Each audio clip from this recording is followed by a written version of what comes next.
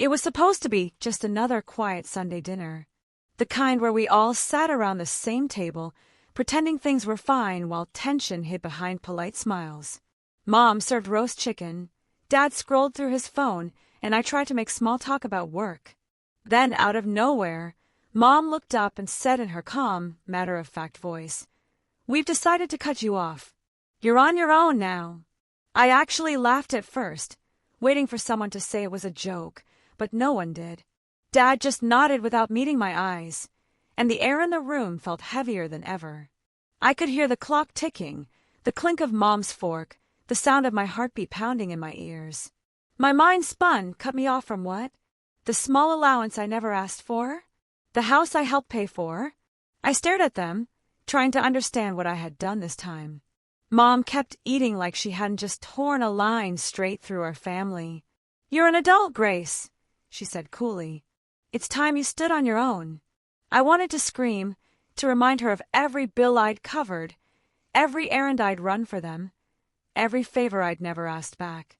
But instead, I sat still, the laughter fading from my lips.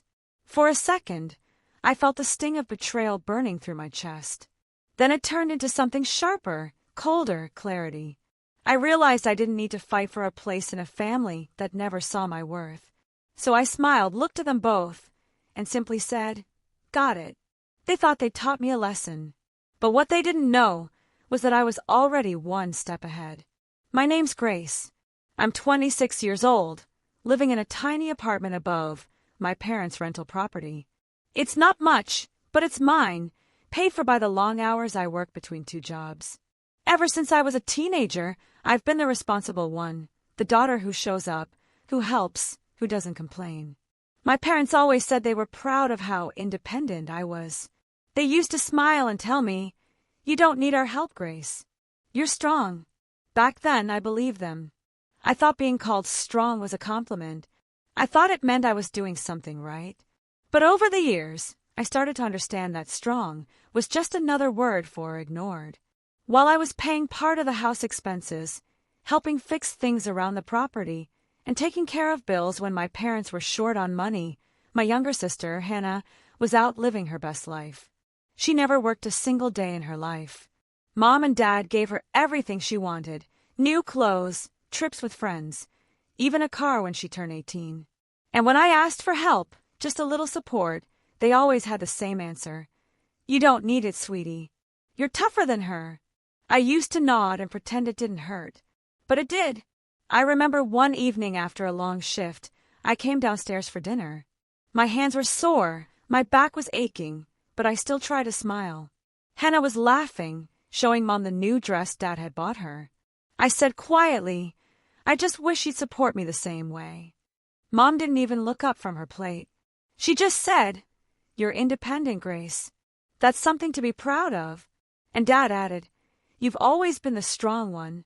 But that night, I finally saw it for what it was, their way of justifying why I never got the same love, the same comfort.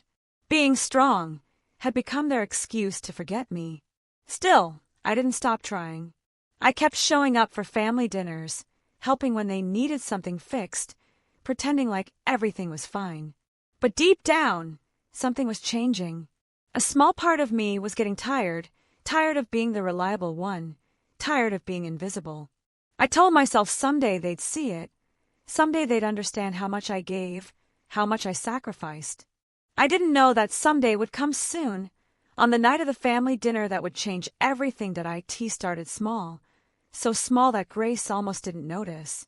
A few months after that uncomfortable dinner, her mom called one evening, asking sweetly, "Honey, we need to borrow a little from your savings for some urgent house repairs.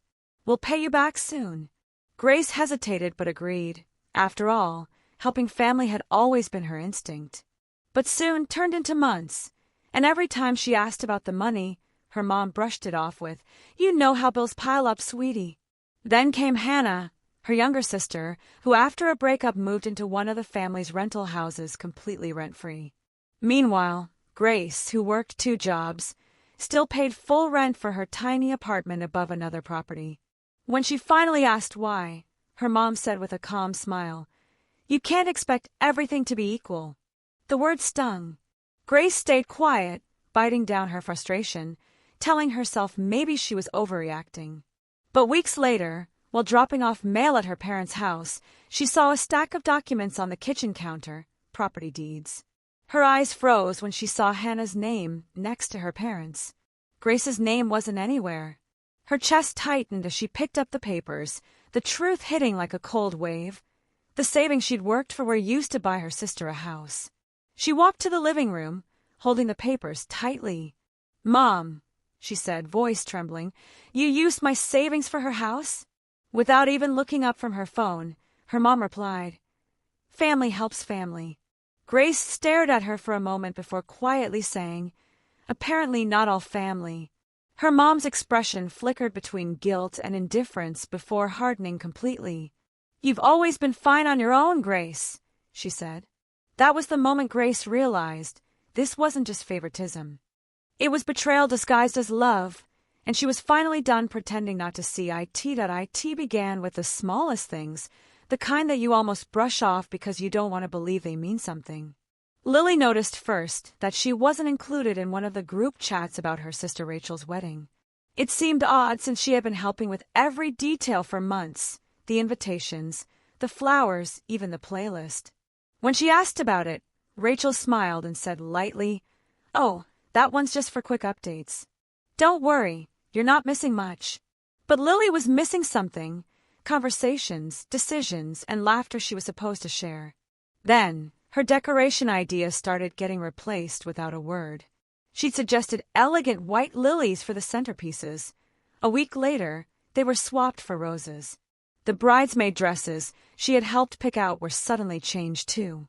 When she mentioned it, Rachel gave that same sweet but cutting reply, "You'll get your turn someday, Lil. Let me have this one." It stung. Not because of the words themselves, but because it reminded Lily of something she had always known. Rachel was the favorite, and everyone had silently agreed to keep it that way. At dinners, their mom would glow when Rachel talked about her wedding, but when Lily tried to contribute, her voice would get lost in the noise. "Rachel's vision is just so lovely," Mom would say, her tone dreamy and proud, as if the whole event were a reflection of her own success. Lily, sitting across the table, would quietly fold her napkin and smile, pretending it didn't hurt. But the tension built, slowly, until one evening when she couldn't keep quiet. "Mom," she said softly, "it feels like Rachel gets more understanding, more space to make mistakes. I just wish you'd treat us equally." The table fell silent. Rachel looked offended. Mom's lips tightened into a polite smile before she said, "Sweetheart, we just want peace. Maybe skip this one." Lily didn't understand what she meant until the next morning. Her phone buzzed with a message from Rachel. "Hey, Mom thinks it's better if you don't come to the bridal breakfast tomorrow. Too much stress before the big day." For a moment, Lily just stared at the screen, blinking away the sting in her eyes. She wanted to call, to scream, to ask what she'd done wrong, but deep down she already knew. She was the problem because she refused to stay silent about the unfairness. That night, as rain tapped against her window, Lily scrolled through old photos of her and Rachel, the two of them as little girls, wearing matching dresses and laughing. Somewhere along the way, the bond had turned brittle. Now, it felt like she was mourning someone who was still alive. The sadness wasn't loud anymore. It was quiet, heavy, and unshakable, the kind that comes when you realize you've been slowly erased from your own family story. That night, the house felt too quiet. Lily sat on her bed, scrolling through her phone when a message from her friend popped up. "Hey, I think you should see this." Attached were screenshots from the family group chat, the same one Lily had been active in for months, helping plan her sister's big day. Only now she wasn't there. She had been removed. The messages stung like fresh wounds. Jokes, updates, even a new seating chart photo where her name had been neatly erased from table 4. Her friend had hesitated to send it, but Lily was glad she did. It confirmed what her gut had been whispering for weeks. They hadn't just excluded her, they'd replaced her. She scrolled until her chest burned, her vision blurring through angry tears. She wasn't just missing from one chat. She was gone from all of them, blocked from the event planner group, removed from the photo threads, ignored in texts. The people she'd spent months helping had quietly shut her out like she never mattered. 4 hours, she sat frozen, her phone dimming in her hand, the silence pressing down around her. It wasn't until she saw her sister's latest post, a smiling photo captioned, "Tomorrow's going to be perfect," surrounded by love, that the last thread in Lily's chest finally snapped. At first, she cried, the kind of deep, painful sob that comes from betrayal, not heartbreak. She cried for the little girl who once believed that family meant fairness, for the sister who thought love could fix favoritism. But when the tears stopped, something shifted inside her. She looked at her puffy reflection in the mirror, eyes red and tired, and whispered to herself, "No more." That simple phrase felt powerful, grounding. She decided then she wouldn't let them erase her so easily. She wouldn't hide in shame for their choices. The next morning, Lily woke before dawn. She dressed carefully, a soft navy dress, minimal makeup, and a calm face. She wrapped the wedding gift she had bought weeks ago, a delicate silver photo frame engraved with the words "Forever Sisters." The irony wasn't lost on her. She placed it gently in a bag, grabbed her keys, and drove toward the venue. The road blurred under the morning sun, her heartbeat steady now. No tears, no shaking hands, just a strange peace. When she arrived, the wedding hall buzzed with soft music and laughter. Through the tall glass doors, she could see her relatives mingling, champagne flutes in hand. For a moment, she hesitated, fingers tightening on the gift bag. Then she exhaled and stepped inside. The effect was instant. Conversations died mid-sentence. Every head turned toward her. The music seemed to fade into the background as whispers spread across the room like wildfire. Her mother's face drained of color. Her father stiffened, and Rachel, standing in her white gown, froze mid-laugh, the smile on her lips fading. Rachel's voice came out as a furious whisper when she reached her. "What are you doing here?" Lily didn't flinch. She met her sister's eyes, calm and steady. "Giving my blessing," she said quietly, like a sister should. Rachel looked ready to explode, but before she could say anything, Lily gently placed the gift bag on the table beside the cake. "Congratulations," she added softly, then turned toward the door. The whispers followed her, heavy and sharp, but she didn't look back. As she stepped outside into the warm sunlight, a weight lifted from her chest. They had tried to make her invisible, but she had just reminded them she still existed. Not with anger or tears, but with quiet defiance. And for the first time in years, that felt like victory. The night before the wedding, Lily sat on her bed scrolling through her phone, double-checking the final details for the big day. The timeline, the dress pickup, the makeup artist's arrival. She had spent months helping her younger sister Rachel plan every tiny thing, and tomorrow was supposed to be perfect. But then, her phone buzzed with a message from her friend Jenna. "Hey, are you okay with being removed from the group?" Confused, Lily opened the screenshots Jenna had sent. Her heart dropped. Every single family group chat, the one for the wedding, the planner updates, even the casual sisters thread, she was gone. Blocked. Deleted. She stared at the screen in disbelief, scrolling again as if it were a mistake. But it wasn't. They'd erased her completely. Her throat tightened when she realized what that meant. Everyone knew. Her parents, Rachel, the cousins, the planner, all of them had silently gone along with it. She had been shut out of her own sister's wedding. Tears blurred her vision, but no amount of crying could drown the feeling of humiliation burning in her chest. She felt replaced, discarded, like an extra piece in someone else's story. That night, Lily barely slept. Every thought screamed, why? What had she done wrong except love her sister too much? But by morning, the tears had dried. A strange calm replaced the ache.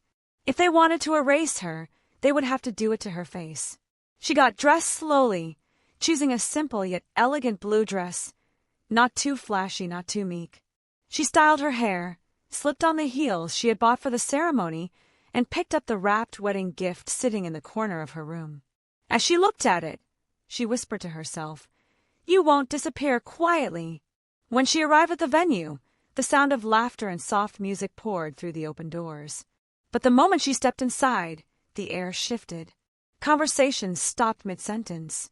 People turned, whispers rippling through the crowd. Gasps echoed across the hall. Her mother's face went pale, her father's jaw clenched, and Rachel, standing at the front in her white gown, froze mid-smile, her bouquet trembling slightly. Lily walked forward with calm, steady steps, the gift in her hands. Rachel's eyes darted toward her mother before she hissed under her breath, "What are you doing here?" Lily met her gaze, her voice steady but soft. "Giving my blessing," she said, like a sister should. The words hung heavy in the air, calm but laced with quiet defiance. No shouting, no drama, just truth. Rachel's expression hardened, but Lily didn't wait for a reply. She walked toward the gift table, placed her present neatly among the others, and turned around, standing tall despite the hundreds of eyes on her. Every step she took toward the exit echoed louder than any argument could have. That day, she didn't just walk into a wedding, she walked back into her power. What they thought would humiliate her instead became her most defining moment, proof that silence, when used with dignity, can be louder than rage. Lily stood there, feeling the weight of every stare in the room, but instead of breaking down or demanding an explanation, she inhaled slowly and steadied herself. The chaos around her began to fade. All the whispers, the judgment, the pity in people's eyes, none of it mattered anymore. She knew she didn't come to beg or fight. She came to end something quietly on her own terms. Without saying a word, Lily walked toward the gift table at the front of the hall. The music had started again, awkward and tense, as guests tried to pretend nothing unusual was happening. She placed her small white envelope on top of the pile of neatly wrapped presents. It wasn't flashy, but it held more truth than any gift there.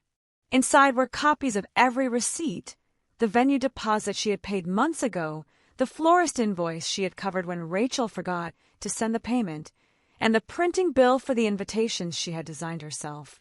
Every line item was proof of how much she had silently given to make this day possible. And beneath those receipts, in Lily's neat handwriting, was a single note. "A marriage built on lies and favoritism starts already in debt." She looked at the envelope for a moment, her reflection faintly visible in the golden wrapping paper nearby. It wasn't revenge, it was closure. She turned and found Rachel's husband standing a few feet away, looking confused by the tension that lingered in the air. Lily gave him a polite smile, one filled with grace rather than bitterness. "Congratulations," she said softly, her voice steady, kind even. He thanked her, not yet understanding the storm she had just set in motion. She then nodded politely to a few relatives who avoided meeting her eyes, their guilt written all over their faces, and began to walk toward the door. Every step was deliberate, light, and calm, a silent declaration that she would no longer be the family scapegoat. As she reached the exit, she glanced once more at her mother, who stood frozen near the front, pale and trembling. Lily didn't stop or speak. She simply gave a faint, almost peaceful smile, the kind that says you can't hurt me anymore. Then she walked out into the bright morning air, the heavy doors closing softly behind her. No shouting, no tears, no scene. Just a quiet, powerful ending, the kind only dignity can write. Days later, the truth Lily had quietly left behind began to unravel like a thread pulled from a carefully stitched lie. It started with a phone call, not from her mother or her sister, but from her cousin, whose voice carried a mix of disbelief and awe. "Lily," she whispered, "everyone's talking about you." Within hours, her phone buzzed nonstop. Apparently, Rachel's husband had opened the envelope while they were unpacking gifts, expecting to find a card. Instead, he found receipts, cold, undeniable proof that the perfect wedding his wife had bragged about was built on Lily's generosity and silence. The look on his face, people said, was pure shock. Rachel had told him that their parents had covered everything. He confronted her in front of their family, his voice trembling with anger, and for the first time, Rachel's mask cracked. Her excuses stumbled out. "I didn't want to make her feel bad. It wasn't a big deal. I was going to pay her back, but the damage was already done. That evening, Lily's mother called, her tone sharp and trembling with rage. "You humiliated us!" she yelled before Lily could even say hello. "You embarrassed this family in front of everyone." Lily sat in silence, letting her mother's words fall flat.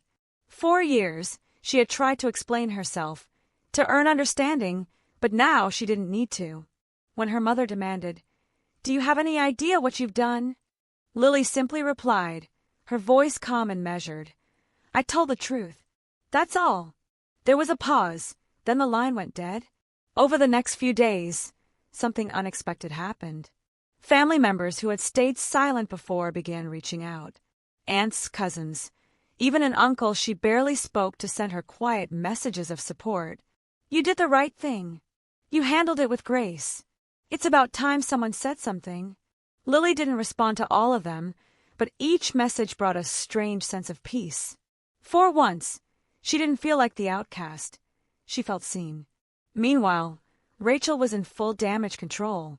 She called, texted, even sent long, teary voice notes apologizing. "I never meant to hurt you," she said, her voice cracking. "I just didn't think it mattered." But to Lily, it always mattered. Every time she'd been dismissed, every time she'd been told to be the bigger person, every time she'd swallowed her feelings so the family could stay comfortable, it all mattered. Still, Lily didn't reply right away. She waited, not out of cruelty, but because for the first time, she wanted to act on her timing, not theirs. When she finally did respond, it wasn't with anger or self-pity. It was with clarity. Her message was short, composed, and final. "I'm done proving my love to people who measure it by convenience." She hit send, put her phone down, and took a deep breath, a real one, free of guilt and pressure. She didn't owe anyone an explanation anymore. In the weeks that followed, Lily noticed how quiet things became. No more family calls filled with subtle insults. No more last-minute requests for help. For once, the silence felt peaceful, not lonely. Rachel and her husband moved forward with their lives, but everyone knew there was a shift. The family's perfect image had cracked, and beneath it, the truth shone through. Lily was never the problem. She was just the only one brave enough to stop pretending. And in that stillness, Lily found her justice. Not through revenge, not through loud confrontation, but through the calm strength of finally walking away, with her dignity intact and her heart unburdened. In the quiet weeks that followed, Lily's life began to settle into a rhythm that finally felt like her own. Mornings were no longer clouded by guilt or dread. She'd wake up, make her coffee, and head to work without that heavy feeling of needing to prove something. At school, her students greeted her with laughter and stories, and for the first time in a long time, she felt fully present. Her coworkers noticed the difference too, the calm in her voice, the steadiness in her smile. It wasn't happiness that came from victory, it was peace that came from release. She had spent years defining her worth through her family's approval, twisting herself into someone easy to ignore, but now she finally understood.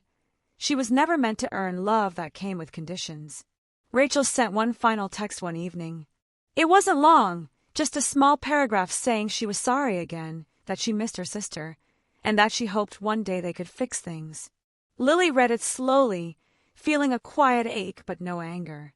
She typed back, "I wish you and your husband well. Take care." Then she put her phone face down, turned off her notifications, and went back to the book she was reading.